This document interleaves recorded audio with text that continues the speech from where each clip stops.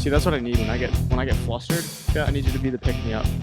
And vice Yeah, versa. no, I know. Of course it is. It's like it's so just for everybody's. If you're wondering, what do you mean you're flustered, Eric? Eric's flustered because he's a master technical genius, and we had technical difficulties, and we were already halfway through our program. It was going like on an unbelievable pace. It was really good, and then we hear beep, and that camera went off, and it was Lost the technical. So Eric's freaking out, but then you know what? We get fired up because we get to do it again. Yeah, we get to start over. It's all good. It make it better. Yeah, that's right. It's all good, man. Yeah, it's all good. But I don't think. Setbacks are good.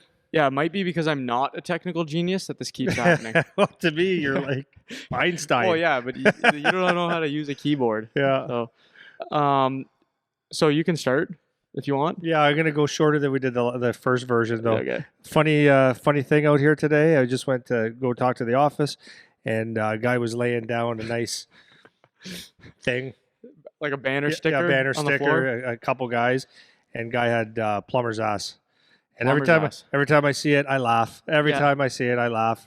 So my repeat story, but my follow up to you the first time was, I don't understand why people can't feel I don't know. that. I don't know. I love it though. Like if I get this much low back showing, I immediately feel it. I can feel the wind. Yeah. I can feel the breeze. I feel Like I'm exposed. Yeah, for sure. Like you just know, but you're always aware that your ass is hanging out, Right. right? You know what I mean? Yeah. You should know, like there's a breeze and all that stuff. But what my sincere thing is that after I laugh, I feel bad for that person, not because I'm laughing at them, but it's like because I don't think they know or they don't care. This is it. Is it they don't know or they don't care? And to me, it's hard to believe they don't know. Because if, like I said, this much low back, out and exposed, you feel that right away. It's very air sensitive down there. Yeah, you know, it's crazy. That's pretty funny. Your ass is showing. Your ass is showing. You're in a public space and you're bent over and your arse is showing. Yeah. You got to know. It's unbelievable. You don't care. No. You It just don't care. Happens in here sometimes with guys tying skates. Yeah. We had the one dad sitting on his knees the one day. So he was I have sitting. comments, but I'm not. Apparently, told me earlier I'm not allowed to use No, those you can't comments. use those comments. No. So he had plumber's ass sitting on his knees. So I'm standing at the office over here. Yeah. And I'm looking over and I'm like, there's no way you don't feel that. You have to feel that. They don't care, They don't care. or you don't know. I know. When this episode airs, we're going to have the PowerTech Online 2022 off-season program available. So I'm going to launch it probably on Friday. So it should be available April 1st, maybe on the 2nd if I don't finish the posts and stuff that I want to make. But so it'll be up. So basically what you're looking at, because a ton of people have been asking about online training stuff, and I know it's been a long time coming. I keep saying it's almost here. Well, it's here now. So what you're going to get, just as a primer for people that haven't looked at any of our stuff before, it's a 16 to 20 week off-season progression. So you have a couple different options when you get the program of how it's going to work. So you could have between 16 and 20 weeks. There's a couple options for deload weeks if you want to take them or you don't. Those are there as an option. Everything's based on 4 workouts per week, and everything is in 4 to 6 week phases. So there's 4 phases for the off-season that we progress through, and everything will be between 4 and 6 weeks depending on how you choose to do it. It's a little bit customizable in that sense. 4 of them, 4 times a week. So with that, every movement that I have in the program has a demo video to go with it. So for whatever the movements are, sometimes you read exercises online or you read them on a program and you're like, what the hell is that move? I don't know. And you have to go try to find it on Google and see if it works. Well, I have them all linked right there. So you can click every move and it'll take you right to a video. It's like 10, 20 seconds tops. That just shows you a quick demo of what the move is supposed to look like, how you're supposed to do it. And you guys should be ready to go from that. And then we also have with that the online coaching option. So if you guys want to do that, if you're a gold member on the website, that's where you get our coaching option for that. So if you want that as an add-on, that's available too, in addition to the program. And then we'll answer, either you or me will answer whatever questions you have. It could be training, or it's not even just with just the program. It could be questions about whatever you want. Well, we can answer, and that's what that option is for. So if you do a program like that in here, like with us training in here, it'll probably cost you like $1,500. Yeah. And that's honestly on the cheap end for personal training that's like specialized for a sport in general. Like most of the time trainers will charge you like $500 a month or something like that. And I'm selling this program for $280 for the whole thing. And I have for the first 20 people that sign up, because I know a bunch of kids are asking about it. First 20 people that sign up, I even have another $50 off discount for that for the first 20. So that's the way that it's going to be set up.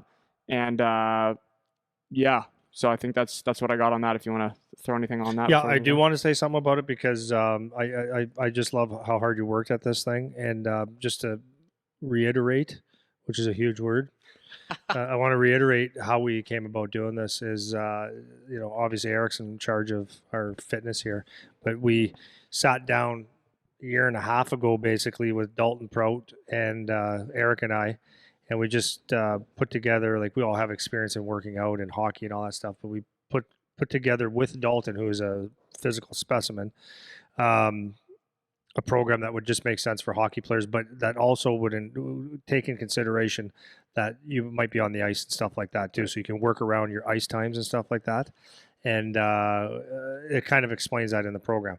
But what I really like about this program, Eric, is the videos itself. So the videos explain every exercise. Take it 15 seconds. So if you're someone new to working out and you haven't heard of what a Cossack squat is, then the video is there, and it's like it's not even self-explanatory. You'll see, and you can just mimic it while you do it. Short clip and do it. So every day, you can go into your program and know exactly what you do and how to do it before you get to the gym.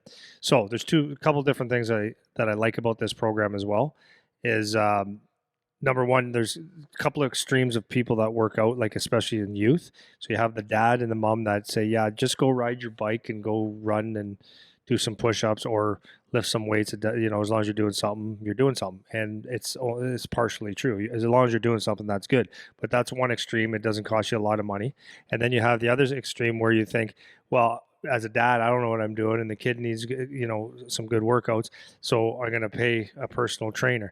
And the problem with a personal trainer, not that it's necessarily a problem, but what could be a potential problem is that, well, number one is that tends to be very expensive, right? Number two, that trainer may or may not be aligned with your sport, meaning hockey. So taking all the considerations, does he move like a hockey player? Does he or she understand hockey, the movements, what it takes, all these different things? Like in a book is one thing, doing something is another. Yep. Understanding a hockey player and all that kind of stuff. So you got two extremes. What I feel this does for anybody really is that you can get yourself a membership, or you can go to a gym, or you can kind of, however you do it, you can come into a space now and you have a program ready. And one of the benefits is that you can look. So I'm just going to go through a couple of the benefits of that. So every week or the day before, you can actually see what you're going to be doing for the week. So what that allows you to do is get prepared, right? Because the worst thing for me is like walking into a gym and saying, what do I feel like doing today? That it may never get done. But if you get preparation is half the battle when it comes to working out. And if you look at it, you can prepare appropriately, you can eat appropriately, you can rest appropriately, and you can get jacked up mentally to go do your workout. And if you know what you're doing, then you can say, okay, I have a clue, right? And it's laid out for you, and it's great. That's the hardest thing to do, is figure out a workout. So when they're laid out like this, and you know you're going to get results 4 times a week, you're in great shape. That's one of the things. I had a couple other things about that, but I digress. Yeah, I'll go, and then if you remember, you can hop in. Just going off what you're talking about too, like the way that I have the program. So to start, when you get it, basically what's going to happen when you sign up is I'll just send you a copy of the program. Yeah. So you'll have it, and the thing's like 50 pages long. The first 5, 6, whatever, however many pages is, I'm just kind of explaining things that you're going to find in the program. And it's important that you read that stuff, because I'm telling you things that you're going to see later and how to read them, how to use them. So for example, what I tried to do with this program is include as many different styles of training that you could come across as an athlete. So whether it's contrast training, overspeed training, whatever other methodology you can use, I have those things defined, what they mean, how to do it, all explained before you get to the movements. So when you're going through this program, one thing that I tried to do is give you a taste of as many things as possible. So I'm not claiming like to be the best trainer ever, that this is the best program of all time or anything like that, but it's a good framework and a good foundation to start training like an athlete in general, and as a hockey player in particular, because like you said before too, it's meant to work in tandem with your on ice training, and it's meant to show you a bunch of different styles of things. So later on, if you do get a trainer or if you do try a different program or whatever, you have something to compare to now. You have something to see. I know for sure doing this program, I'm on the right track. Now that I'm trying something else later, how does it compare? You know? And so it's going to give you a taste of all that stuff. And that's what it's meant to do, because a lot of kids, I remember when I was working out as a teenager, I thought I knew what I was doing, and I was working straight up working out like a bodybuilder. I did like 1 or 2 more athletic style workouts during the week, but 4 times a week I was doing, like, I had an arm day, man. You know what I mean? So it doesn't benefit you as a hockey player. No, it doesn't benefit you. And sometimes you don't know. Yeah. And so this is something that I tried to make as accessible as possible. And that coaching option, like for $10, like that's a coaching option. You're not getting coaching. That's that cheap anywhere for sure. So I'm trying to make it as accessible to as many people as possible, because I want you guys to be able to learn about what you're doing. And the other thing too is to your point, whether you're a kid or your parents and you don't know. One just quick story. I had one of the girls that has trained here before. She's actually a pretty good player in her age group, and she was coming in trying to look for a place to train. She wanted to train here, and because we're basically full more or less, I said if we have a group that opens up later on where I can get her in, I will do that for sure. But this is kind of the next best thing, because you'll have a program that you know is made for hockey players, and you have access to me here. Like if you ever want to come talk about it or need some pointers or whatever, I'm right here. So for this dad that came to talk to me about his daughter, he was saying, like, I don't know what she should be doing, and I don't think she knows what she should be doing. Like, she thinks she knows what she should be doing, but I don't think she does. So one thing he was like, yeah, she's telling me she's going to work out legs like 5 times a week, and she'll just do that for the summer and whatever. And he's like, I don't really think that's what you necessarily should be doing every day or whatever. But he doesn't know. So this is just How a really do you good, know? Exactly. And this is just a really good way to introduce yourself to athletic style training and what it should basically look like, more or less, you know? Well, So, what's great about the program, you explain rest recovery. yeah, all that stuff. You do 5 days a week of legs. It seems like a really good idea. They'll be powerful, but there's the downside of that. Rest is growth. Rest is, recovery is lets you be stronger, right? So you want to, basically you're building a foundation, and then you got to let the cement settle before you can put another brick. Go to the next level. Don't build houses, by the way. That's or else it crumbles, right? Yeah, for sure. So no, it's a good program. I really do. There's absolutely nothing to lose in this, and it's a good program. This is what we do. It's kind of what we. That's not kind of. It's what we do. It's what our kids do. It's what Dalton Prout does as an NHL hockey player, and I really do like this concept of it, because I think I explained it earlier, not in this podcast, but for me, I'm going to use me as an example. Sometimes I just like to take the thinking out of something. So it's I do so much reading and so much planning, and I train so many other people that when it comes time to doing my own training, it's like sometimes I just don't want to do it. So I went, like, one of the guys that I studied a long time ago, or up until I still study him, was Charles Poliquin, really good strength trainer. Then he had programs, so I went and bought like a year's worth of programs for them, and they were really, really good. So I learned that. So the part that I liked about it more than anything is number one, I knew I was going to get results. And then number two is that I could walk in here and not have to think about what I wanted to do, because if you think about what you want to do, then you're going to take the path of least resistance, or you're going to overshoot how motivated you are, and then you're going to quit halfway through or whatever. And the other thing is that I could see what I was going to do for the week, the month, or whatever, so I could prepare. And number two, I don't like being surprised. And it's like the CrossFit idea. Like when people walk into a CrossFit, I'm not saying it's good or bad. I think it's great. I like a lot of the stuff that CrossFit does. But if I was a CrossFit member and I didn't know my workout until I walked in the door and I had to look at a board, I'd be like, I don't want to be doing this. I don't need a surprise, man. Yeah. Sure. I like to get prepared mentally, physically, whatever, and have a clue what I'm doing, because some workouts is going to take you a little bit of a mental, okay, I got a leg day tomorrow and I don't feel like it. Yeah. But it might take a night's sleep to get you jacked up about it. But anyways, that's what I like about this program. It's good. You can't lose, man. Yeah, for sure. Can't lose. So the other thing too is like just the keeping. There's an element of it that's like keep the main thing the main thing. And it's like not everything is a beat down. Not everything is meant to be slow. Not everything is meant to be fast. And like there's rest prescriptions for things that are important that you follow, and all this stuff is spelled out. And a lot of times you just don't know this stuff. Like you just don't know what you should be doing. If you're training for strength, how much rest should you take? A lot of people don't know. Yeah. Right. So like Yeah. it's nice to have a framework to follow, Yeah. and then you can just focus on, okay, why am I doing this? Yeah. Why am I doing that? Why does that make sense to do right now? Why Yeah. am I resting for this long here, but only this long here? What's Yeah. the point? What am I actually trying to train?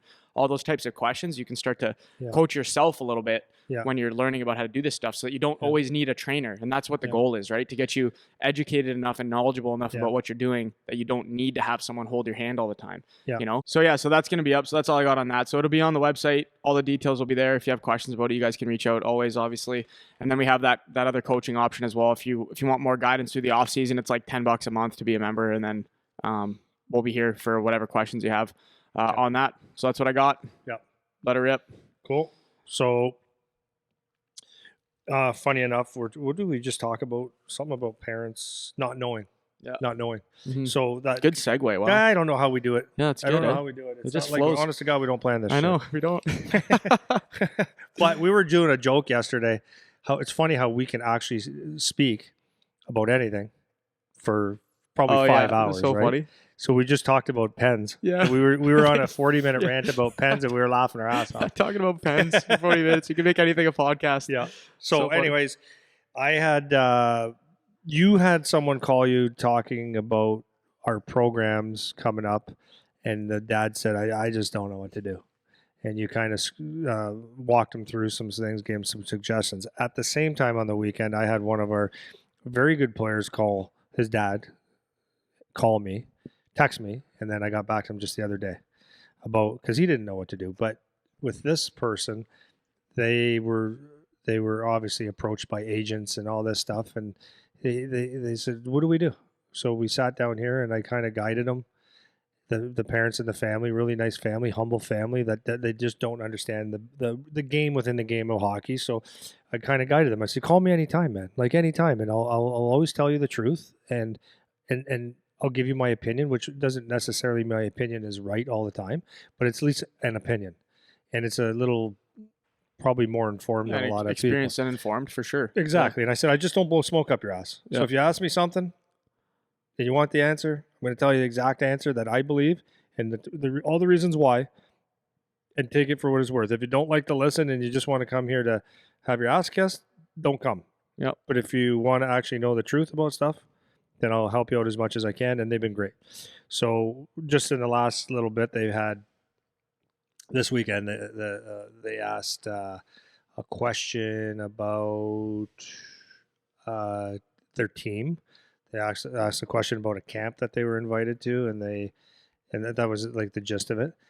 So with the team or with the camp, they asked me a couple things, and I usually say no, that's a waste of time, because the bottom line is, like, even the dad said, he goes, they want money, blah blah blah, and I said, yeah, typically it's not, like for going to camps and stuff. yeah, you mean? yeah, like I said, usually invitational camps mean nothing.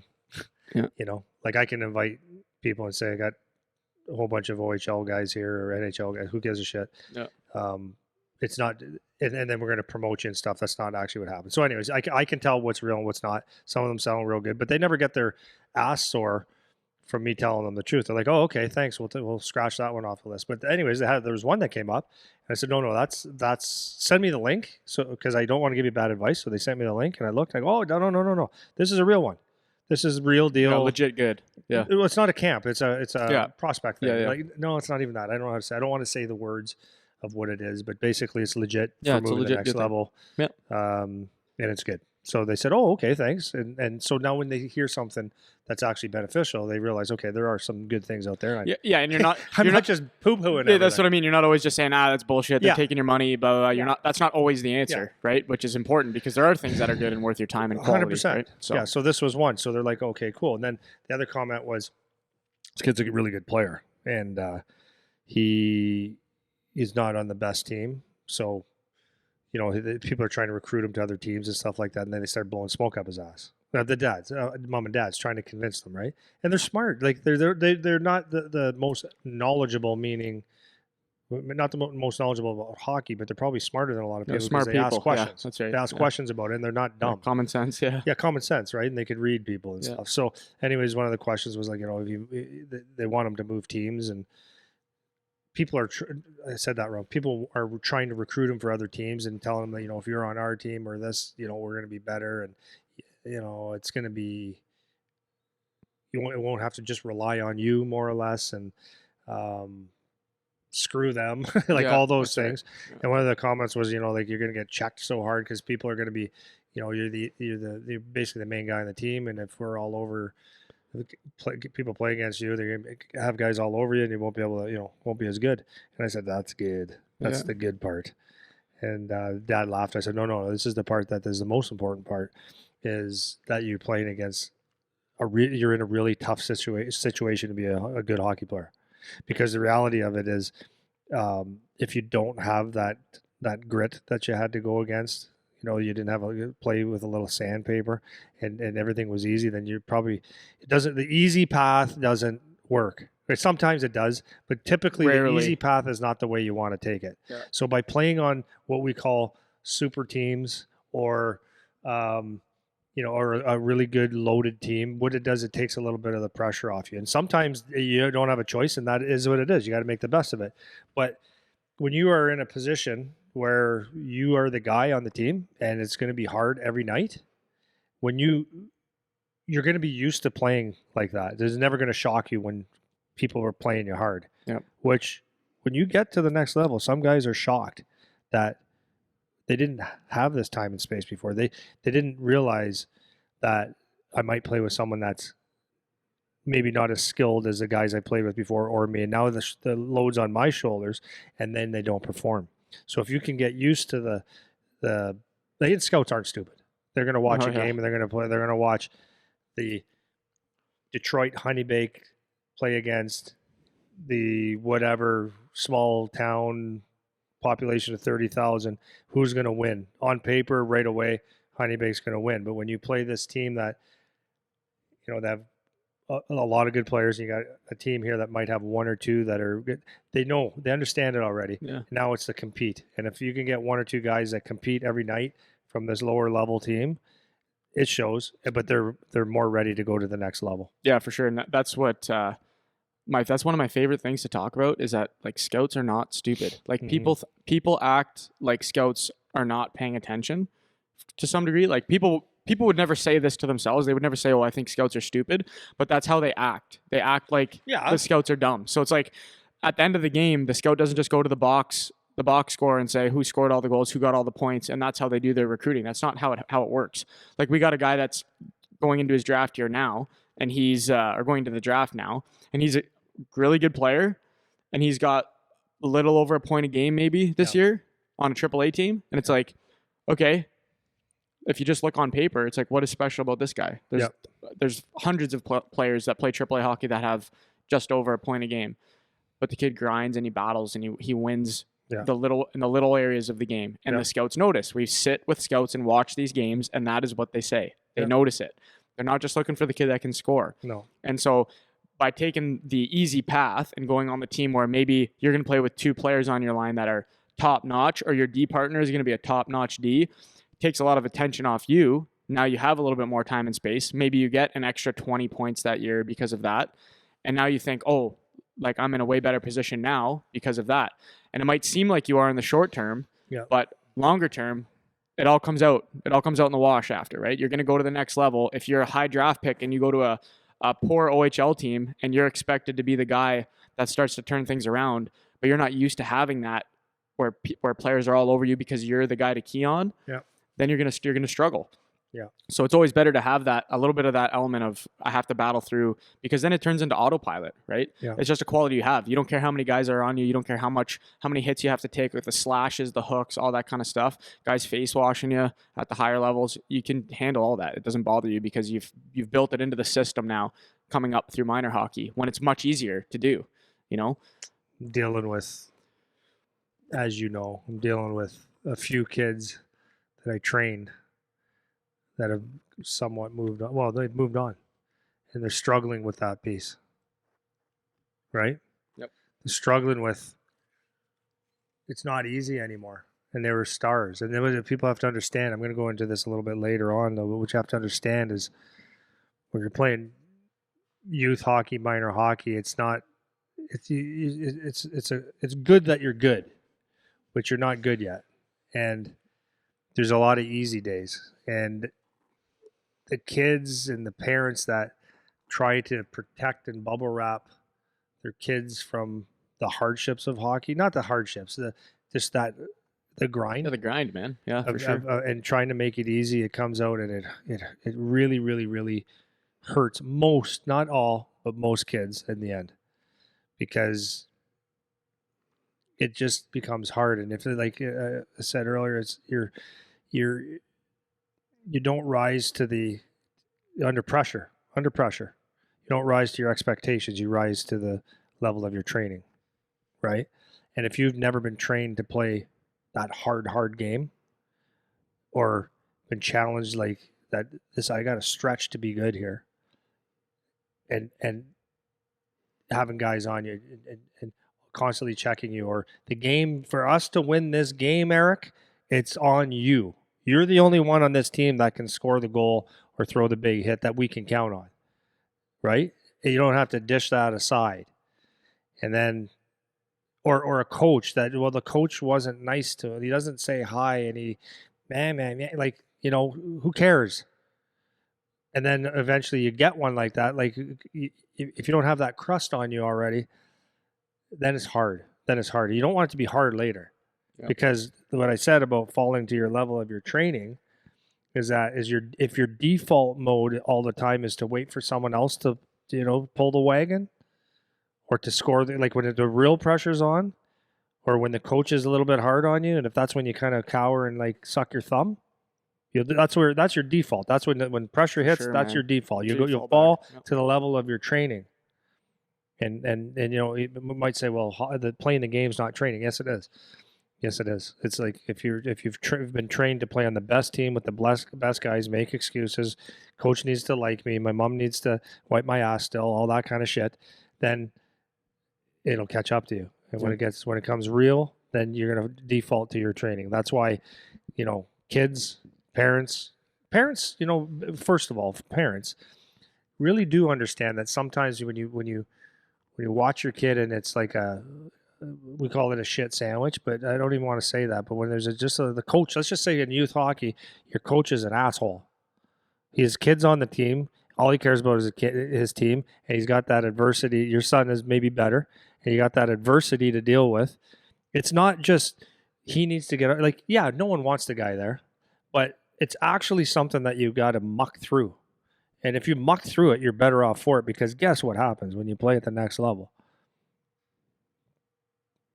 It's going to be, you're going to get a coach that actually doesn't like you, or for whatever reason picks on you. You're the whipping boy, whatever. It will happen. I'm not even saying it's not bad stuff, just reality, right? Guess what, son? You ain't playing today. Why? How come, coach? They don't tell you. You're just not. Well, hurts your feelings, right? But it's good for you because you're not the best yet, right? For sure. You're not the best yet. You got a long way to go, and it's a humble pie. And there might be a point where the coach says, I'm just sick of this guy for whatever reason. Coaches get fired, and coaches get fired, let's just say, or they change teams, or they move on, and you get someone that you could be in this situation that's perfect, and all of a sudden it's a situation that you couldn't think of a worse situation. What do? Yeah. You can't suck your thumb, man. Yeah. You still have to do the mission, right? You have to get the job done, your job. So yeah, for sure. The suck is you got to embrace the suck sometimes. Definitely. And I think to touch, like, reeling back to the parent thing, like, if you can get them as many humble pie moments as possible before, and not in a way where you're kicking the shit out of the kid, like, that's not what we're talking about, right? But just make them have to battle a bit. Yeah. And obviously you're doing that in a way that's supportive all the time and whatever, and you're not being something that's more of a burden on them as a parent. You don't want to be that. But let them struggle. Yep. You know, let them struggle through what they got to struggle through, you know, because it's just going to end up being better for them to a reasonable degree, obviously, in the long run. I'll tell you, man, I've got 3 kids and a grandkid now. And you don't like seeing your kids hurt in any way. You know, I'm not the softest guy. Mm-hmm. I don't want to see my kid hurting. But I hurt a lot. When I was a kid, had a lot of shit going on, man. And that's life. That's it's life. It's not poor me. Who gives a shit? Yeah. Because whatever. Like, no, I'm sick of hearing people's sob stories. So whatever. But I as a parent, you don't want to see your kids hurting because it hurts. It hurts to see your kid with a sad face and to have things, the struggle. But I know at the end of the day, that's what makes them. That's what makes them better. Period. Sure. Yeah, and for that, and good for those parents, like for reaching out and asking you about that, and listening. Yeah. Because it's a difficult landscape to navigate, right? And because like I had, like you said at the start there, I had a conversation with another dad. He asked if he could call me a couple days ago, and it was along the same lines of just, I don't know what to do. Like, I got all these guys asking me to join their camp, play for their team, do whatever, and the kid's a great kid, man. Like, he's an awesome little player. He's a leader of his age group. It's a kid that you always want around. You were telling the story before when he was out with the older guys and he was first in line with 2 or 3 year older guys and whatever. I loved it. I don't know if it was pure innocence, because he was playing with, like, he was a young kid. He was a young kid. Yeah. And he came out for the first time with my elite group. I don't like using that word, but whatever. My group. Yeah. And they're the better players. And he came out as a kid a year or two younger, or 3, and he went first in line. And I laughed. I go, "You're first in line." That's great. But he didn't mean it like he was just, that's what I do. I go first in line. I'm ready. Yeah. And he listens. For sure. And for the dad, because normally we don't do a lot of stuff for the younger age kids. So now that the kid's starting to get older to the age where people start to come to PowerTech because they're old enough to do the training and to keep up with the seriousness of it. Now we're starting to go after him to say, hey, like, it's time to be at PowerTech to train. And other people that run their camps and other teams that have their stuff are saying the same thing. Hey, you need to be with us training our thing. And so the dad called me and he's like, honestly, I just don't know what to do. Yeah. I don't know where you should be. Yeah. I don't know what is the right thing. I want to do everything. It's not that I don't want to do whatever other camp they're offering me. I don't have all this time. I don't have all the money to pay for everything. I can't do everything. So like, what should I be doing? Like, what do I do? And what I was saying to him is as parents, because we've talked about this a lot in other podcasts, but just I think it's a good thing to review, is when you're making decisions for your kid, number one, it should be, what does your kid want to do, first of all? So it should be heavily weighted, right? Heavily weighted factor. If he really likes his coach, that's a factor. Like, that's a heavily weighted factor. It's not what you want as mom and dad or what you think is best necessarily all the time. It should be a heavy factor, should be, what does your kid want to do, right? So that's number one, heavily weighted factor. And then number two is, where are you going to get the best quality, right? So where are you going to get the best quality? And so when you're looking at doing a camp or training with a certain trainer or whatever, or if you're going for music lessons or drawing school or cooking class, it doesn't matter. Where are you getting the highest quality? And the dad made a great point to me talking. He was like, I don't know how to judge the quality. Yeah. I don't know. How can I tell that this is better than that or whatever? And I said, that is a fantastic question. And it's a really difficult thing to do if you don't have the experience. But there's 2 strategies you can use to address that. Number one is, who's producing the players that are getting the result that you want. So for your kid, if he wants to play in the OHL, who's producing the OHL players? Who's producing the junior players? Who's producing the NCAA players? Who's training those guys? Who's got the pro guys? That's one metric you can use. Yeah. And it's not the only one. Because a lot of guys skate and train with different people. Yeah. But that's one thing. Yeah. The second thing is, you need to be able to ask whoever is running that program, you need to be able to ask them questions, and they need to be able to give you satisfactory answers to your satisfaction of why they're doing what they're doing, the reasons for the progression, and why it's the better choice. Yeah. Right? And if they can't do that, if there's somebody who gets poopy pants because you're saying you want to go skate with somebody else, or if they're offended by it or whatever, those are all flags. Those are all red flags 1,000%. For maybe there's a different motivation here, or maybe this isn't the best place that I should be. Yeah. And the last part too that I wanted to say about this is, there's an element of like, who seems to actually give a shit about your kid the most. That's another thing that you should be weighting as well, right? Because you could have the, in theory, best trainer or go to the best company for whatever you're doing, but if they don't pay attention to you, if they don't give you the time of day to do what you're doing, then it doesn't actually matter so much that it's the best place on paper. It still might not be the best place for your kid necessarily. Yeah. Right. So that's what I would say about that. Where does your kid want to be? Number one, big factor. and then judging the quality. So who's producing the players, and can they tell you why they're doing what they're doing and why it's superior to your satisfaction. Sure. And then that last piece is just the who's actually gives a shit about your kid and wants them to do well. Those are the factors that you should be answering if you don't know how to judge quality. So you can go ahead on that. Yeah. So before I go into that, I'm going to say it this way. So let's just say I am really, really good at training hockey players. Okay. Let's just say that.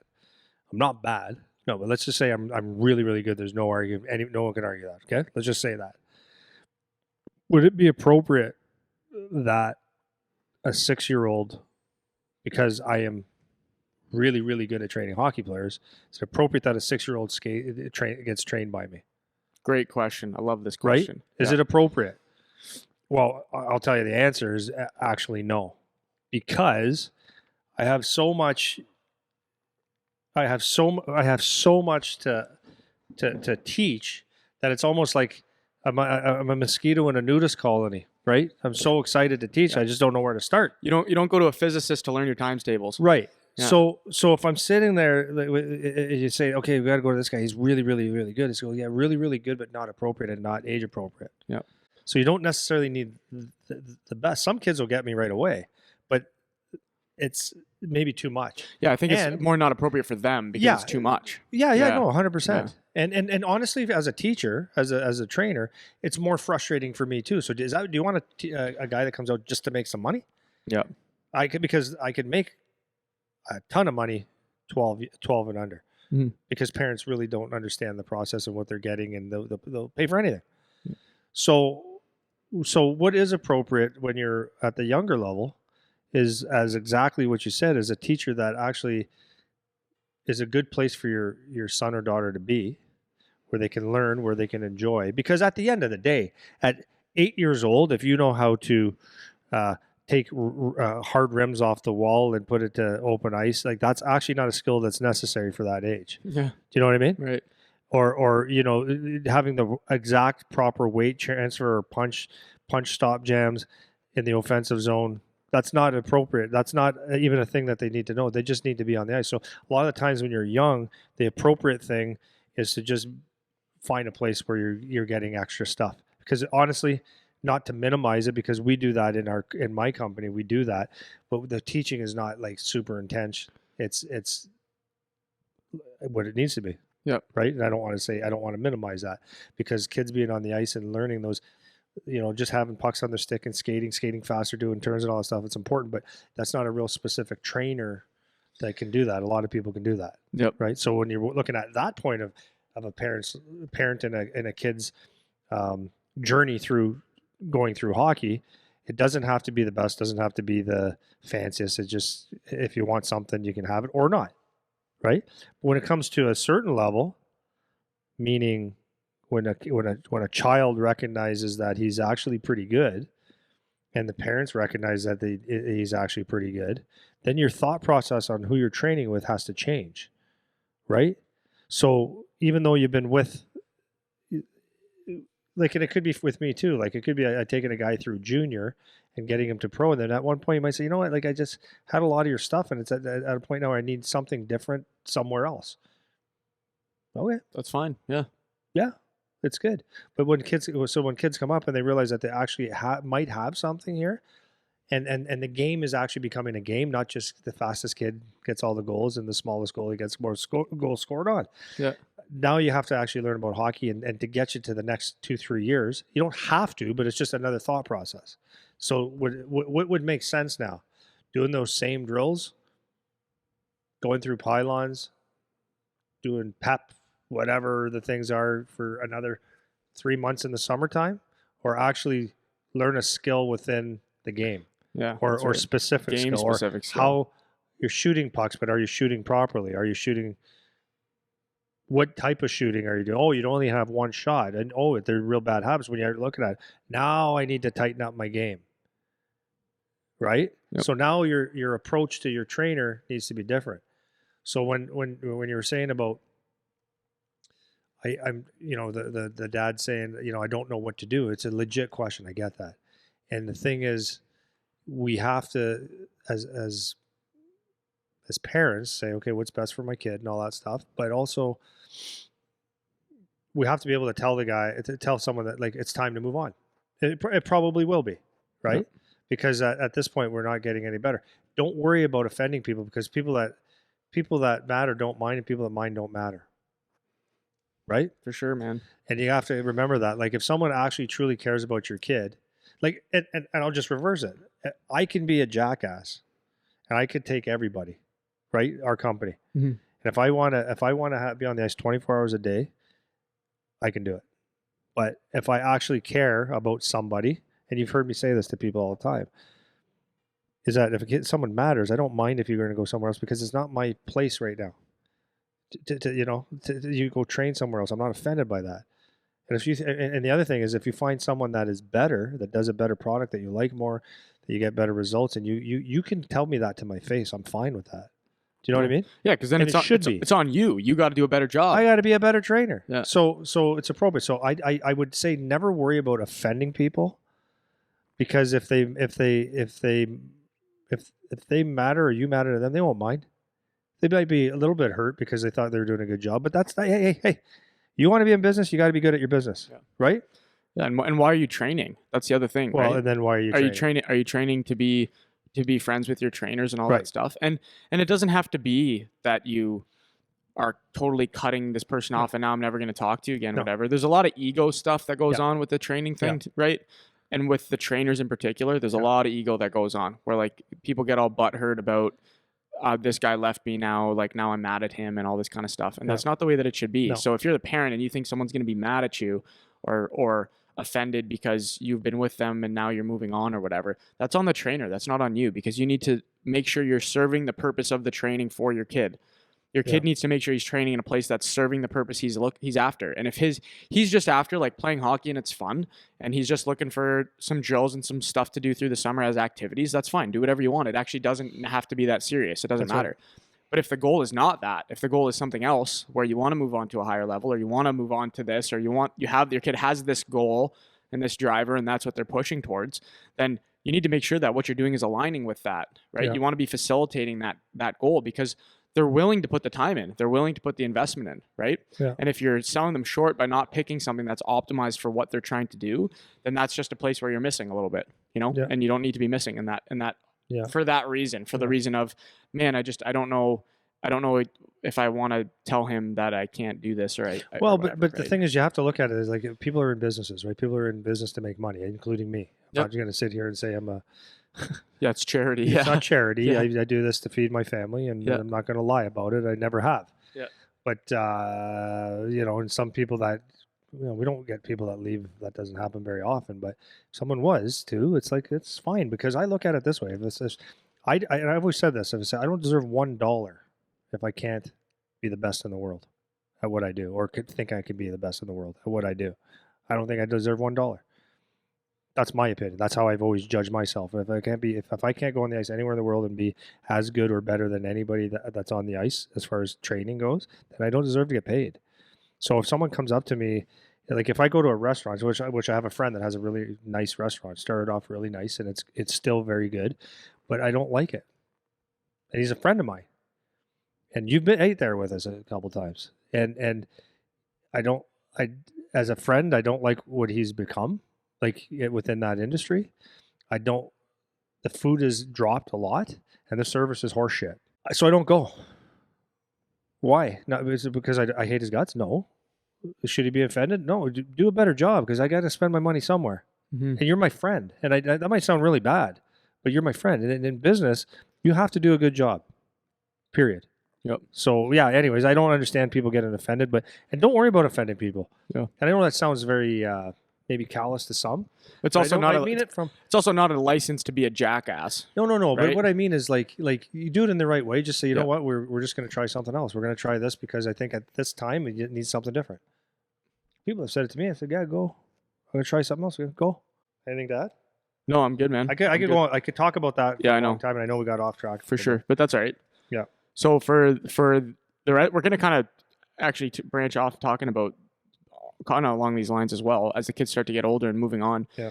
Big thing with kids coming up. We got the draft coming up at the end of the month and all that kind of stuff. And it's very important that kids don't get too high and kids don't get too low, and you're managing what your expectations are. And that's in terms of the draft, in terms of what to expect if you get to a higher level, if you play junior, if you play pro, if you whatever, you need to be able to manage your expectations, because there's a lot of opportunity to fall off the cliff mentally when you're going through, the grind of moving on in sports and life in general, really. So you have to be able to manage what your expectations are. Parents and players both have to be able to do that. And so we were talking the other day, and you brought up a cool stat about just kind of some of the OHL teams and what they have in terms of their players and personnel. So I just want to talk a bit about that along these lines when kids are getting ready to move on. Yeah.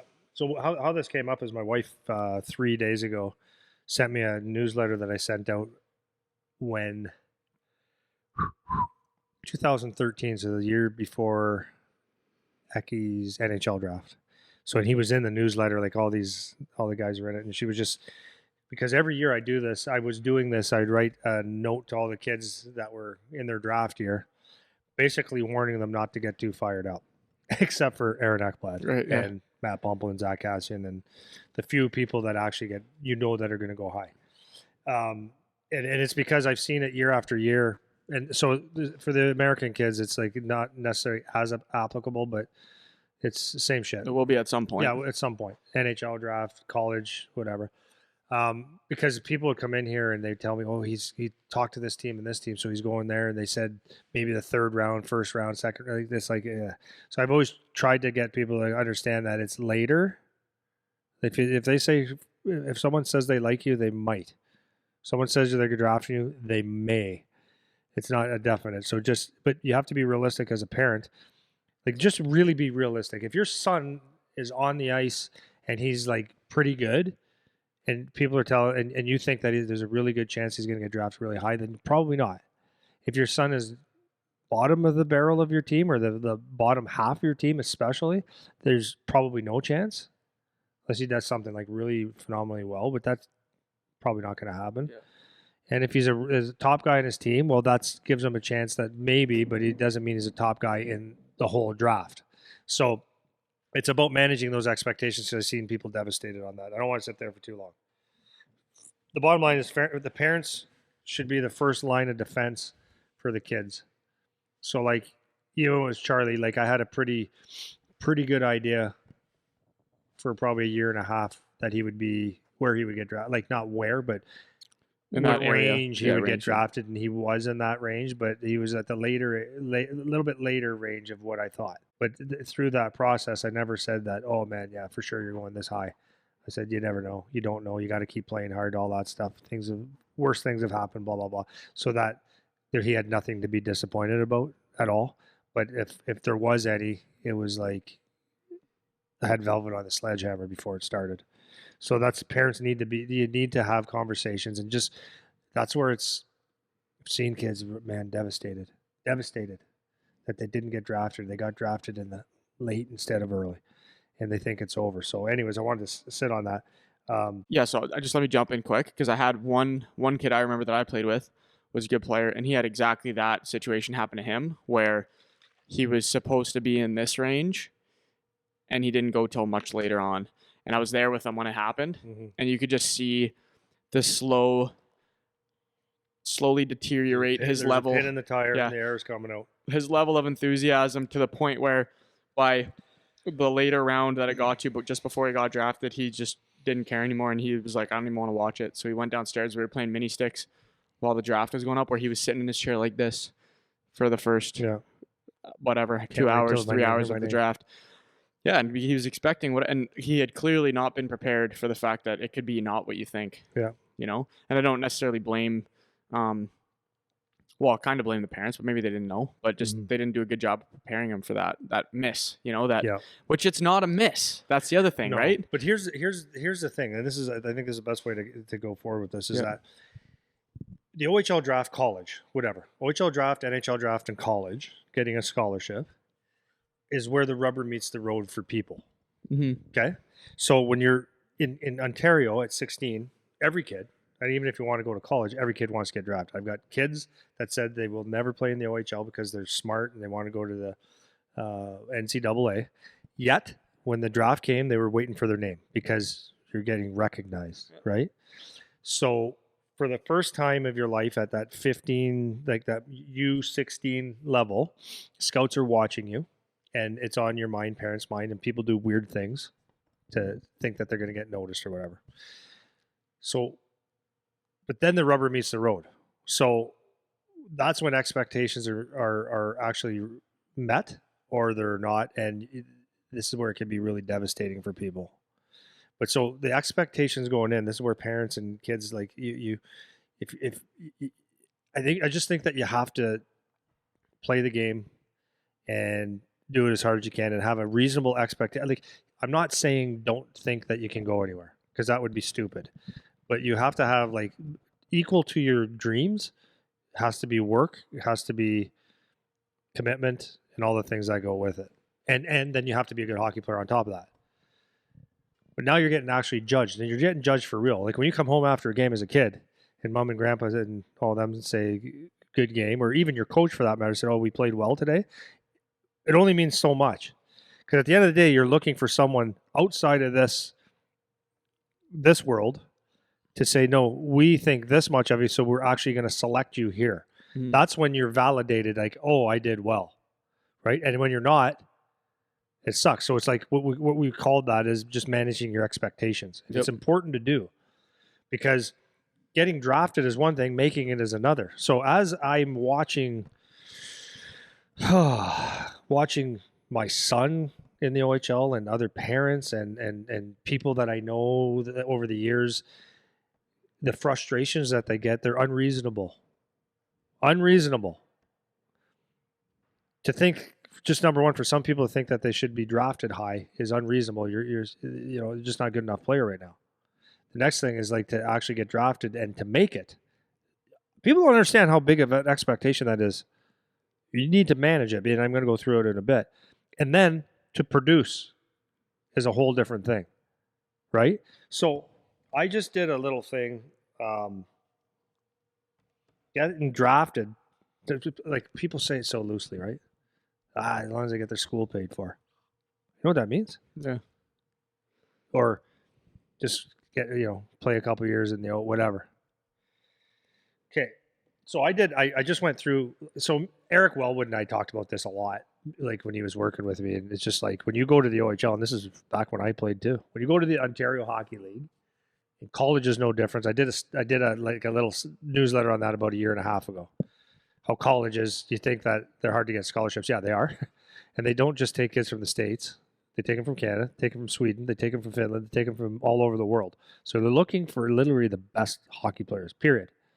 But every year that a college makes a 4-year commitment to people, or 3 or whatever. So when they're signing people, they're looking for 1 or 2 spots 2-3 years down the road. That's not easy. So now I'm just going to something that's really, really close to home. And that's the Ontario Hockey League to me, because I live it, right? Eric and I were saying that basically on the average OHL team, there's 1 or 2 spots per year. When I think about that, 1 or 2 spots. So that seems like if you're a first round pick, you got a good spot. And how many are on the roster? Just for, well, I don't know. Let's say 22 to 25 guys. Well, yeah, let's say it's a 23 to 25 guy roster. Right. But like all I know is that you can only dress 20 guys. Right. So you can dress 20 2 goalies, and there's so of the 20. Let's say best case scenario, there's 25 guys on the roster. There might be 2 spots. Yeah. On that team every year that are available for someone to take. Yeah. Okay. Continue. Yeah. And yeah, so there are other guys signed because there are injuries. There are, you're not playing well, sit, like there's those lessons and stuff. And I forget what the cap number is, but I think maybe it's even 28 total that you can have sent to junior B. I don't know 100%. Yep. But the bottom line is you got 20 spots on the team. That's also true, just to cut you off again. Yeah, it's fine. That's also true for every junior league around the OHL. Yeah. So it's not just OHL. That's the same for junior B. It's the same for junior C, for that matter. It's the same for ECHL, OJHL, AJHL, SJHL, Yeah. NUL, USHL. It's always the same. That is about what we're looking at. 1 or 2 spots. If you're lucky and there's a big year, maybe 3, maybe 4. If you're really lucky and a lot of guys are leaving for whatever reason. But normally you're talking 2 spots. Yeah. You know? Yeah. So like in the OHL, like unless a team really loads up with a whole bunch of 19-year-olds. That's right. Yeah. But they still have a pipeline. Yeah. People don't realize the pipeline. But if a bunch of 19-year-olds, then you have a little bit less. But I was looking and I just kind of did an average. An average team has 16 players coming back that are eligible to come back for sure. Plus, they're going to need 3 overages. And so you might say that, well, some teams might not take the overages. No, they will because they want to win. The overages are what make your team. Yep. It would make them tick. So there's 19 players right there. The average team is 16. Like now, I looked at there's 1 or 2 teams that are going to be more like based on the roster right now, 14 plus 3 overages, so still 17. But that's they loaded up and sold the farm to try to make a run, right? So plus 3 overages, plus you have draft picks from previous years that are still trying out for the team, so that if you're drafted that year, they're still 1 or 2 years older than you. So that's an issue. Plus, there's free agents. Free agents, what is a free agent? A free agent is someone that you, Eric, you're looking to make the best team. That's what you're trying to do. You're not trying to make any friends.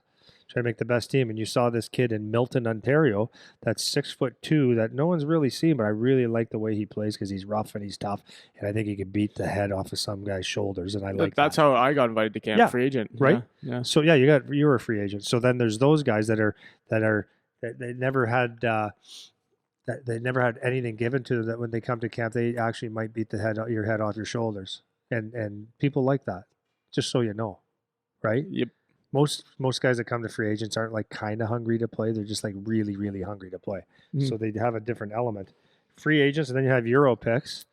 So every team's allowed 2 Euros in the import draft. So there's it just keeps piling up. So can I just summarize that? I just want to summarize just so everyone understands what we just said. So you got a roster of 20 guys that can dress, and then let's say on average you got 5 guys that don't dress every night but are on the team signed or whatever. So let's say you got 25. So of the 25, the average in the OHL right now is there are 16 players that are going to be back next year. So just to be clear too, it's my average. It's not. I didn't do a calculated, but I just looked, and it's probably 16 is probably low, but I average it out. Whatever, to be about it's around 16. Okay, plus or minus a guy, whatever. Even if it's 14, let's say it's 14. That's fine. So let's say the average is 14. So you have 14 guys returning for sure next year of guys that played. So the guys that played that season that were in the lineup majority of the time. You got 14 guys coming back. Plus overages. So right. 17. So you got 14. You got 3 overages, which is 17. Yeah. So now let's just, as a complete lowball, let's say that's 17. Yeah. So now you're thinking, okay, there's 3 open spots that are going to play games. Okay, so competing for those 3 spots now, unless some guy had a horrible summer and is going to get cut of the 14, which is not likely, but you got 3 spots that you can work for. So competing for those 3 spots, you have free agents, the draft for this year, the draft kids from the year before, which is 15 rounds of picks, plus or minus if they had more or less, plus import draft, if I already said that. All of those guys are competing for 3 spots. Best case. That's low ball. That's low ball. 14 guys coming back. Yeah. Right? Yeah. So. Now, I know someone's going to say, well, it's not true. It's true. That's facts. It's a fact. That's straight facts. And the thing you didn't mention that I knew you were going to mention was the first round pick is going to get a spot. Yep, it's next on my list. Yeah. So the first round pick is on the team. Right. So that means there's a -1. So now you're looking at 2 spots that you're competing for. 2. Yeah. Right? And when I had several people do this, but I had one of our guys, I'll tell you after, that was drafted. And his dad and him went through the roster, and he had him when he was 16. Oh, yeah. Penciled in at, should be a worst case 3rd line right winger, because they don't know the depth of what goes in there. So it came back day 2. They said, okay, you can go home and go play junior B now. He was like, what? Yeah. Because you're a pretty high pick. Well, I want to stick on the pipeline thing you mentioned before, because that's people don't understand that, right? So you get drafted, let's say you're a 3rd round pick this year in the draft. Yeah. So you're going and fighting for 2 spots against potentially the 2nd round pick, 3rd round pick, 4th round pick, 5th round pick from last year. Yeah. Plus the 2nd, 4th, 5th from this year competing against you because the 1st rounder will have a spot or whatever. Plus all the people in the later rounds that might have developed a little bit later or really had a good offseason or a good year but the year before, like a Seabass or whatever, that are coming in hungry, plus whatever free agent that they found. And you don't realize that the whole year before, so when you're in your draft, you're playing AAA, there's 15 rounds plus or minus of players that are drafted to that team that are going to be at camp next year also that you have to compete against for 2 spots. Yeah. Right? Yeah. So it's like, and then you could be and at that camp where you think everything's good, along comes Arbor Jackeye. Yeah. Yeah.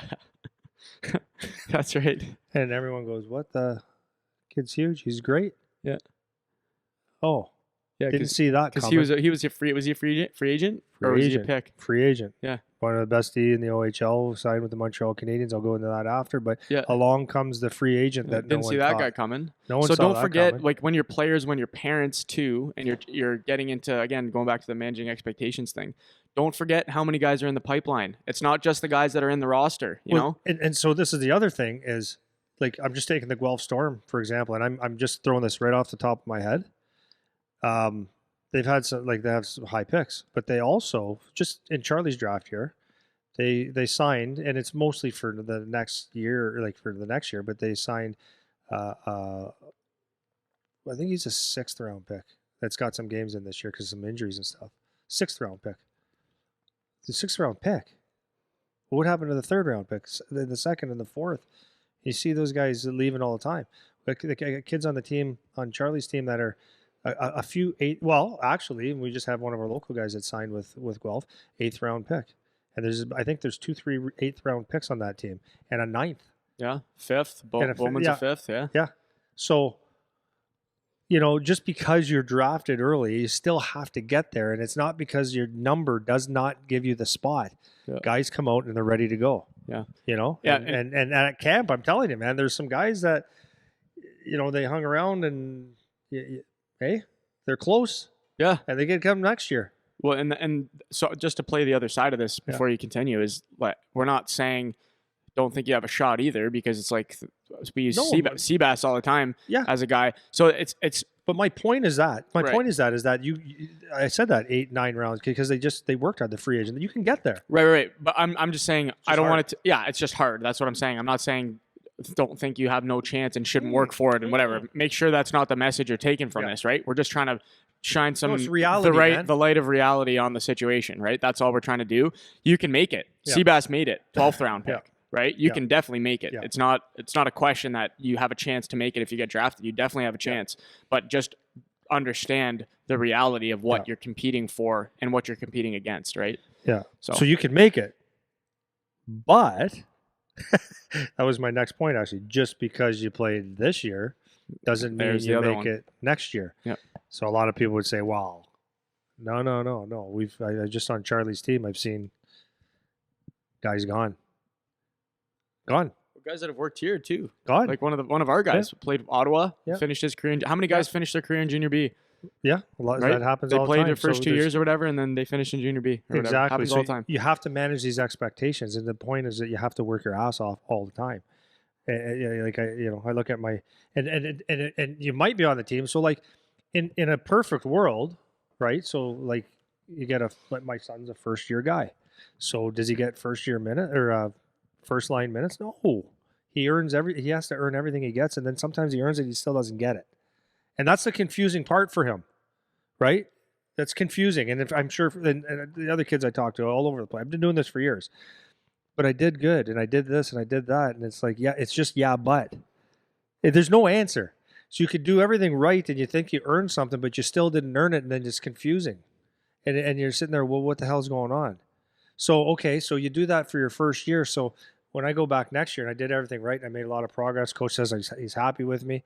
So next year I should be on the 3rd line or 2nd line for sure, because this guy's leaving, and it doesn't mean that. Doesn't mean that at all. It could mean that you're on the fourth line again. So now, and this is the part that I want to get into.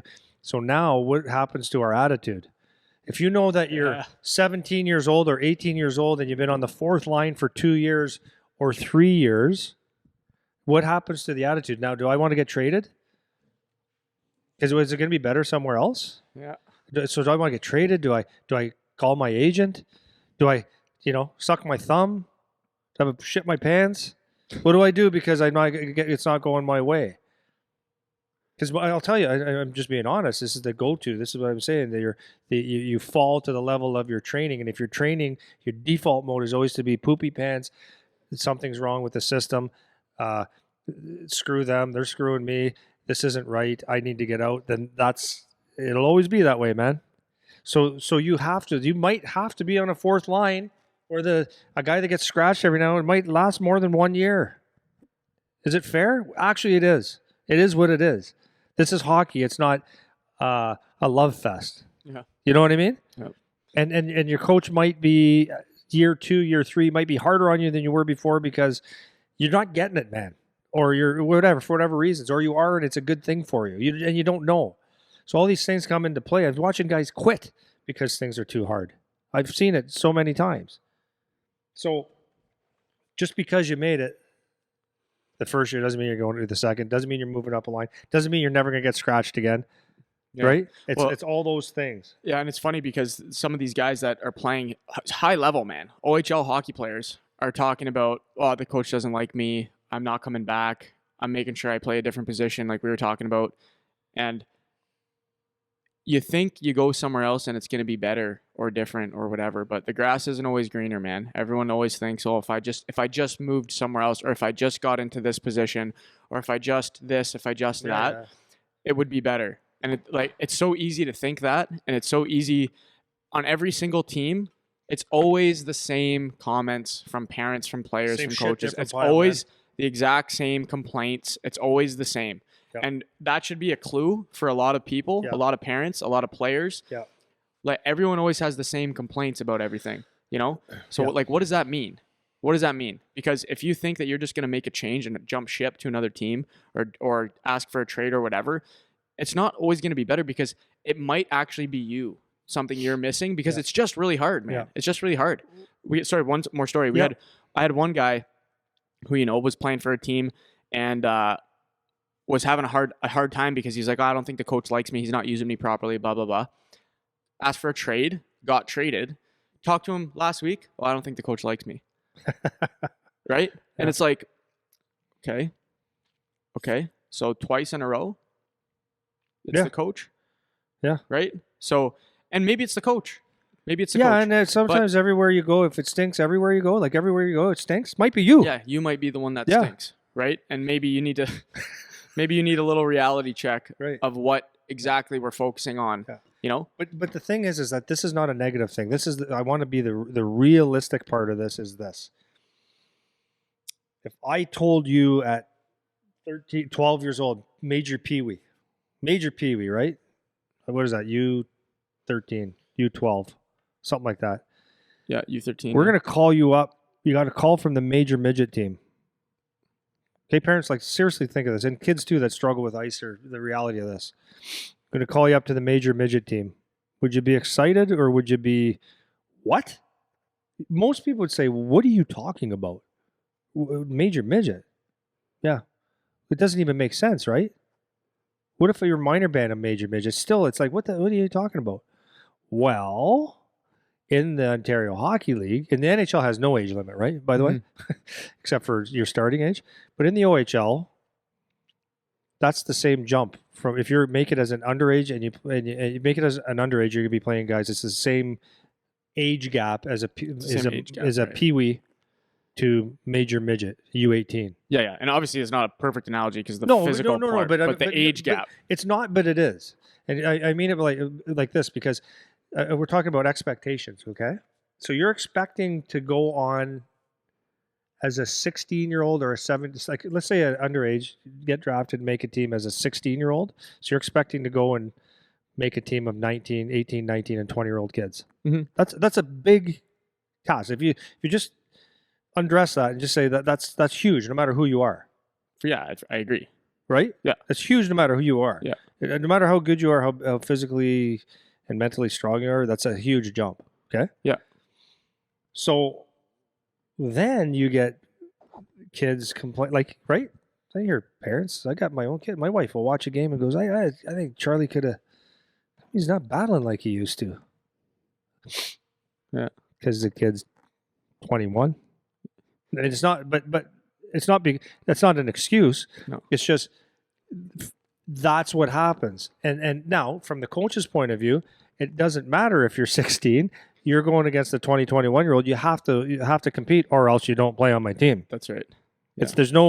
There's no balancing it out. Like, you have to. That's why guys don't get the ice time. Yeah. That's why they don't make the teams. Right. And the reason I was pointing out so when you say from Pee Wee major or Bantam minor to play major midget or whatever, it's a lot more obvious why that would be a difficult jump because of the size difference and the physical development difference. But when you're in the OHL, it's a lot easier to forget that gap because Charlie is one of the bigger guys on the ice, right? Yeah. So, but the problem with that is he's going against the 20-year-old Braden Guy who's had 795 more battles along the wall in the last 1 year than Charlie did because he hasn't played here before. Yeah. Right? So, and he's got 4 years of that already, you know? So it's a lot easier to lose the fact that, wow, that's a big gap because everyone kind of looks like they're the same size. Yeah. So for me, I remember this. I was looking at this because when we were preparing for this episode, I was remembering myself in my first year when I played junior, and I was almost always butthurt the whole year about playing time and point stuff. Yeah. Because I thought that I should be doing this and I should be getting more opportunity for that and I should be on the power play and I should be doing this in this role and all. I thought all that in my rookie year. I remember it clear as day, being on the bench just like pissed off and annoyed and taking it personal and my feelings are hurt and all that. I remember all that. And then I look back at my first year and we played like 50 games, a little less than 50 games that year, and I had 25 points in my rookie season without playing special teams and whatever, just 5-on-5. Yeah. Right? I had 25 points my first year junior. Yeah. That's not bad. Like that's not fine. Bad at all. That's probably comparable to a lot of the draft picks that were playing junior B. A lot of them probably were somewhere around that. Yeah. The best guy on my team, who he was a late draft pick, he had just around a point a game, I think, his first year junior. So he had like 20 more points, had some more shifts, had some more opportunity, whatever. Yeah. But that doesn't mean what I did was no good. But that's what you think because you don't remember or you're not aware. That's not that you don't remember, but you don't see the gap. Yeah. You don't see that gap because like I'm on the ice, I can skate as fast as these guys. Like I'm as strong as these guys, but you don't realize the development difference mentally, right? Yeah. Or the experience difference. It's easy to lose sight of those things because everyone looks like they're the same size or because I'm a faster skater than all these guys or most of these guys. Yeah. So I think I should be doing better and whatever. And as parents watching too, this is something that you can help your kid with is in managing that kind of emotion. It's like, dude, you got to remember these kids are 4 years older than you, 5 years older in some cases, right? Yeah, 4 or 5. So you got to be aware of those things, right? And even if they're not, even if they're 3 or 2, 2 full seasons of playing in the OHL. Well, but what you got to remember too is that the guy that you're face-offing against, say that you were like my son, a second-round pick, the guy across from you is probably a second-round pick or a first or a third or from 3 years ago, from 2, 3, 4, 5 years ago. That's right. He's a good hockey player, and he's got 5 years on it. So it's like and I really do want parents and kids to understand this is like sometimes it's just not your time. It doesn't mean that you're not doing anything well. You're still developing. You're still contributing because you're a good hockey player. But you probably like if you actually understand this, it's 4 and 5 years ahead. So you're not expected, and if you do good, but you're not expected to lead the team yet. It's not that. So you just my point is understand the jump, and if you can actually understand the jump and just have a little bit of patience and just do the work, things will work out for you. But you have to get through it, and sometimes it's not on your clock. Like most times, well, that's right. That's right. Like I look at how Cam Allen has jumped into the OHL, and it's like wow, the kid's like he's almost dominant. Not. But I'm saying that loosely because I know that his ceiling is way, way beyond where he is. He's only 6. He's 17 now. He's so good. right? So like, imagine what this kid's going to be like in 3 years. But if you actually understand like the process of it, and like that how big of a jump this is, and the learning curve and all this stuff, then it's going to help you be less frustrated and just understand that the work, you do the work for a period of time, it'll catch up to you as long as you do the work. Yeah. The word I was going to use is you have to be patient, right? And it's a very easy thing to say, but that is what the word is. You have to be as patient as possible with these, because like you said, it's not, and like I said, it's not often on your clock, because we talked about this in that episode we did about understanding your coach. You don't know what they're doing. You don't know what their game plan is, their agenda, what kind of factors they have to consider with their decision making. So you don't know what that means. You don't know what that clock is. You don't know how that time looks for yourself. Yeah. And if you're not patient, it's very, very easy to get frustrated and get in that mental rut. And we were talking about a guy today that's having just a horrible time. Yeah. And a lot of that, there's a component of that where you're not really doing the things you need to be doing, number one. But there's another component of, are you expecting too much for the point that you're at right now? And a lot of times the answer to that is yes. Yeah. A lot of times the answer to that is, I think I should be doing, in all these different roles, doing all this stuff, getting this opportunity, and I'm just not. Yeah. And it's just a lack of patience in that sense. If you can try to keep that in mind, that it's a process, there's a system that you have to go through, and it's not always going to be fair. But that's just what happens. That's just part of the game, because there's a lot of players and a lot of considerations that need to be made. Yeah. And you don't know what that clock looks like. You don't know what time you're at yet, So. Yeah. Well, I had my son talk to a couple of the guys on his team, the older guys, because they're great guys, leaders. They're leaders. They're really tight. Charlie's actually really tight with these guys, 21 years old and 20 years old. But, there's a point, because there's highs and lows, right? And as ready as this kid was to go to the OHL, he's still not ready, right? The reality of it is like, okay, I know, but holy shit, he wasn't ready. This hurts. This hurts, or this is, you got to get through it. So there was a very small period of the season where it seemed like in his own head, he goes like, okay, I'm doing really good, and I'm not getting rewarded, and it hurts. And I that period only got one shift or two shifts, real tight games. We're not getting out there, right? And this is the way it is. It's not, you're not doing anything wrong. But so I said, I could tell you this all day, but I said, one of the best things you can do, Charlie, is you go to Braden Guy and you go to Profaka and McFarland and the older guys, and you say, like, what was it like and how did you deal with it your first year? And they did. They sat there and they said, man, it's hard. Like, it's the hardest thing. Like, some of them, I'm not going to say their names, but some of the, like a lot of the guys, their first year, they only got 8 games, or they got no ice, none, or 2 shifts, and if you're lucky. And Charlie's like, oh, okay, because that's the reality, right? So now he looks at my poor me becomes, well, it ain't so bad, right? I guess I'm doing well. Oh yeah, and you can see how easy it is, especially if you're a kid that ends up being a high pick because you came in as a top, especially as an offensive player. Yeah. If you came in as a top offensive player and now you're getting nothing, it's very easy to think, like you've said about yourself before when you played in the OHL, like, wow, like I'm no good, like I'm not getting a chance, like it's very easy to slip into that because you don't see that you're getting an opportunity. Dude, but it's like, I was drafted. I was playing a year up. I was drafted. I had 200, just over 200 points playing a year up. Go to the OHL. I'm a high pick. It's gonna be great. This is my dream, my goal. I wasn't prepared. Had no idea. I was a dummy. I wasn't a dummy. Just thinking, who knew, right? My parents didn't know. My dad was a butcher. My mom wasn't a butcher. They didn't know. They had their own life to figure out. Yeah. So when I get drafted, we all, thought it was like, okay, just keep working hard. Well, that wasn't the answer totally.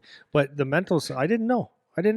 Yeah. I thought I was just I didn't feel like I was a horrible hockey player because I felt like I was doing things right, but I didn't think I was getting rewarded. And I just thought the coach hates me. This is brutal. I'm not doing well. I'm used to getting 4 or 5 points a game. I'm getting 4 or 5 points every year. Yeah. The first year I ended up with, I did, but I look at my stats, I did fine. But mentally, I thought I was failing miserably. Yeah. But it was just like not knowing, man. So I put something together. This is the way to wrap it up a little bit. Yep. I think you'll like this, right? So the scoring leaders of the OHL right now. Oh, love this. Okay. They have it right up there. And this is up yesterday. So so this is the top 5 scorers in the OHL. Wyatt Johnson's leading the league right now. I think he's got 100 and some points. I don't know who gives a shit about the points. Yeah. He's over 100. He was a first round pick to Dallas. This is his third year in the OHL. He's 19 years old. Okay? So, third year, 19-year-old, first round to Dallas. Johnson's first year, he did actually pretty good. First year, as a 16-year-old, he had 12 goals, 18 assists, and 32 points, which is pretty good. You might say, well, that's not that good. No, as a 16-year-old, it's good. So what that is, he got ice, obviously. He might have even got some power play. So, maybe in that, I actually remember the year he got drafted because Warren drafted him, Bundy. And I remember that. So maybe there's the first round probably got in the third line minutes. That's maybe even more. So that's a little bit of a break, but still, you're not screaming superstar at 32 points, right? Next guy, second. Now I like this one the best. No, not the best, but it's good. Rory Cairns for the Sioux Greyhounds. He's 20. He's an overager right now. Yep. I think. No, he's not an overager. He's 20. So he didn't make it his first year as a 16-year-old. So he came in as a 17-year-old. So the first year doesn't even count because he didn't make it that year. So he's second That's so funny. in the scoring leaders. So his first year, he had 57 games as a 17-year-old, 9 goals, 14 assists, 23 points. 17-year-old rookie. Yep. Not screaming superstar. Nope. Right? Not screaming it. Oh my God, this one here. This one's great. You ever hear this guy, Luke Evangelista? Yeah, I've heard of him. Yeah. He's 20 now. He just got his 50th goals, 50 assists, 50 goals, 50 assists. Just the other day, so he's got 100 points even. Second round pick signed with Nashville. So he's like his last year of junior right now. Yep. So his first year, first round pick, I think he was 12th or 14th overall. So this is a player. High pick. He only got in 27 games. Yep. So you think this guy's good, man. Yep. He gets drafted to the London Knights in the first round, and they give him 27 games. You ain't cracking the lineup yet. First rounder. So, and I got a little story about this in a minute. But look how many goals he got in 27 games. Ready? 0. First rounder. But his assist total were huge. 2. So in 27 games, this guy is going into the Ontario Hockey League, first round pick. My dreams, do you think that getting scratched that first year as a first rounder, getting 27 games, and a guy that put points up was thrilled to death and had a good attitude about getting 2 assists his first year? Yeah. What do you think, honestly, his brain was saying to him? Like, I'm done. What is going on? What is going on? What is going on? I'm no good. So I was talking to a scout, and a scout was telling me, this is like in the summertime he was here, and he was talking to me, and he said, he was actually talking to Charlie Moore. He said, just make sure that you go into this year and don't expect anything. Because everybody, he goes, for example, they did an interview with Luke Evangelista, this guy, and when they were thinking of drafting him, and he said, I went into that league and thought, I heard all the stuff like you probably won't play, this, that, the other thing, don't expect too much. He goes, well, I thought I'd be different. And everybody thinks they're going to be different, including my kid. Yep. Right? So, yeah, my story is going to be different. But the point of this is that he went from 2 points to signing an NHL contract, and he's got 50 goals, and he puts on a show every night. It takes time. It took him 3 years, right? The next one is Lucas Edmonds. I don't really know him, but he's his first year in the OHL. He's 21-year-old overage. He came from Sweden, I guess. I don't know what really happened, but so I don't really have a story behind him. But it's his first year in the OHL. He's 21 years old. So there goes. You can come to the OHL. Someone can come and take your spot. Yeah. And then the last one is Brandon Coe, 21 years old. He's an overage. So notice they're all older. That's the story, guys. Yeah. It takes time. Yeah. It takes time before you're going to be a good OHL hockey player. Brandon Coe, his first year, 10 goals, 23 points in 63 games. So that's that. Now, I just want to go 2 more guys. Yeah. Maybe 3, maybe 4, maybe 5. Those are the offensive guys. On the defensive side, arguably, I just picked 3. Okay. Arguably the best D in the league in the OHL right now is a feller by the name of Arbor Jacki. He's a 6'4", and there's varying. Who gives a shit? It's around 220 pound, and I guess he's a legit 220, maybe more. Okay, 6'4", 220. He was not drafted to the OHL. He was a walk-on. His first year, he had 59 games. He had 2 goals and 1 assist. And he was struggling for ice time, struggling. Obviously, you're struggling for ice time. You can't. You're not scoring points from the bench, right. But you're still developing, guys. You just got to trust the process. Now, and then he signed at 17, not 16. Obviously, he was a free agent, and then he just continued to get better and work hard. Now he's an overage at 21, and now he's a point of game pace. He signed with the Montreal Canadiens as a free agent again. So it's an incredible story, but it's awesome. But it takes time. The guy just worked hard, kept doing the job. Another guy I looked at is Ottawa, Jack Mateer, 6'4", 200. First year, I think he was a high pick. First year, 56 games, 0 goals, 9 assists. Okay, now he's a 19-year-old, 60 games. He's got 26, and he's more of a defensive player anyways. Yep. And then last one I'm going to say is Ethan Del Mastro, 6'4", 206 pounds.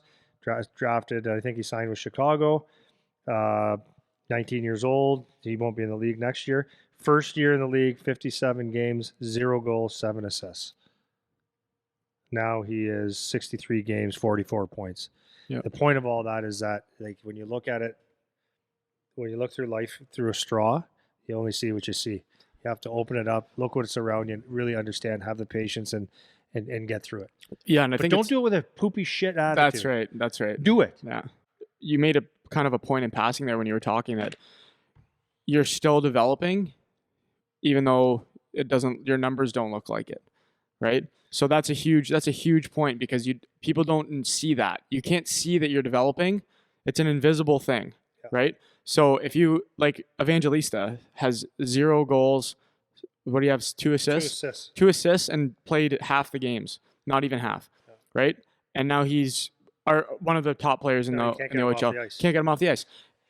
Does he know in his first and second season, can he feel that, oh yeah, this is perfect, I'm on track to be a star based on this? No, you're doubting yourself the whole time. The whole time you're doubting yourself. The whole time you think, you hate it. Man, I don't know if this is going to work. Well, I don't know. To be honest with you, I remember this. I remember this so well, being a first-year guy, 16 years old.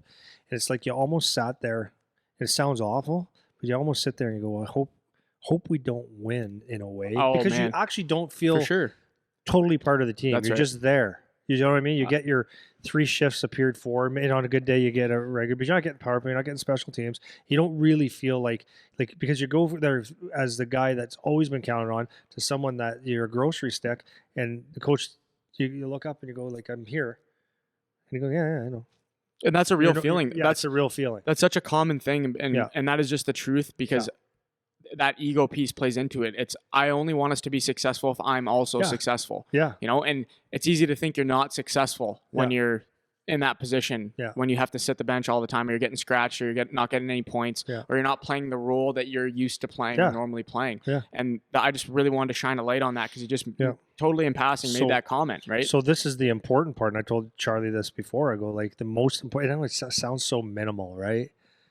The biggest thing that you're going to have to do this year, and I don't give a shit if anyone likes it or not, is your practices have to be the hardest practice you ever did. So when you do a one-on-one battle, you're going in there like it's your life is depending on it, because it is. Mm-hmm. So it might sound like, who can do that? No, it is, because your practice reps against 19, 20-year-olds are actual reps.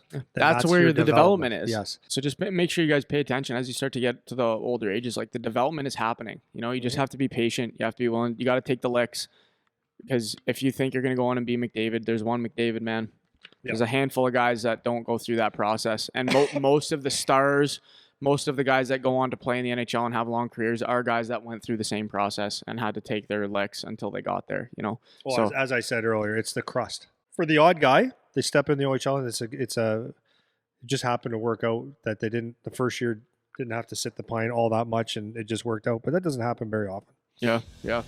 Cool. Well, I think we hit everything we wanted to hit there. You got anything else you want to finish on? Or good to go? Nope, good. Okay, leave her there. They do.